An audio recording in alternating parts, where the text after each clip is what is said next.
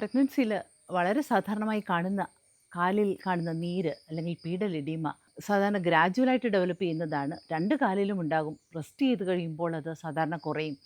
എന്നാൽ ഇതിനോടനുബന്ധിച്ച് ഈ തലവേദന അല്ലെങ്കിൽ കാഴ്ചയ്ക്ക് എന്തെങ്കിലും പ്രോബ്ലം, വയറിൻ്റെ മുകൾ ഭാഗത്തുള്ള വേദന, ഒരു ഛർദ്ദിക്കാൻ വരവ്, അതുപോലെ ഒരു കാലിൽ കാണുന്ന തന്നെയുള്ള നീര്, സഡനായിട്ടുണ്ടാകുന്ന നീര്, അങ്ങനെയുള്ള പ്രോബ്ലംസ് എന്തെങ്കിലും ഉണ്ടെങ്കിൽ തീർച്ചയായിട്ടും ഡോക്ടറെ സമീപിക്കുക. അതുപോലെ പെട്ടെന്ന് ശ്വാസം മുട്ടി എഴുന്നേൽക്കേണ്ടി വരിക, പെട്ടെന്ന് വളരെ ക്ഷീണം, അങ്ങനെയൊക്കെ ഉണ്ടെങ്കിലും നമ്മുടെ വല്ല ഹാർട്ട് പ്രോബ്ലം ഉണ്ടോ, ഡി വി ടിയുടെ പ്രോബ്ലം ഉണ്ടോ, അങ്ങനെ പ്രഷറിൻ്റെ പ്രോബ്ലം ഉണ്ടോ എന്നൊക്കെയുള്ള പ്രോബ്ലംസ് നമുക്ക് റൂൾ ഔട്ട് ചെയ്യാനായിട്ടാണ് ഈ സിംറ്റംസ് ഒക്കെ ഉണ്ടെങ്കിൽ നിങ്ങൾ ശ്രദ്ധിക്കണമെന്ന് പറയുന്നത്.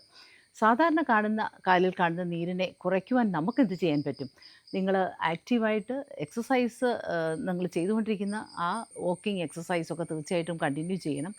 റെസ്റ്റ് ചെയ്യുമ്പോൾ കാലിത്തിരി പൊക്കി വെച്ച് കിടക്കണം. അപ്പം ആ ഗ്രാവിറ്റിയുടെ ഇഫക്റ്റ് കുറയും. അതുപോലെ ഫുഡിൻ്റെ എക്സസൈസ് കണ്ടിന്യൂ ചെയ്യുക.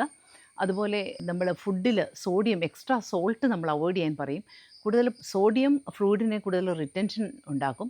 അതുപോലെ കോഫിയുടെ ഉപയോഗം കുറയ്ക്കുക. പൊട്ടാസ്യമുള്ള ഫുഡ്, അതായത് ഏത്തപ്പഴം, കരിക്കും വെള്ളം, അതുപോലെ ഫ്രൂട്ട്സ് ഒക്കെ കുറച്ചുകൂടെ ഈ വാട്ടർ ബാലൻസ് മെയിൻറ്റെയിൻ ചെയ്യാൻ സഹായിക്കുന്നതാണ്. ഇനഫായിട്ട് ഹൈഡ്രേറ്റഡ് ആകാനും ശ്രദ്ധിക്കുക.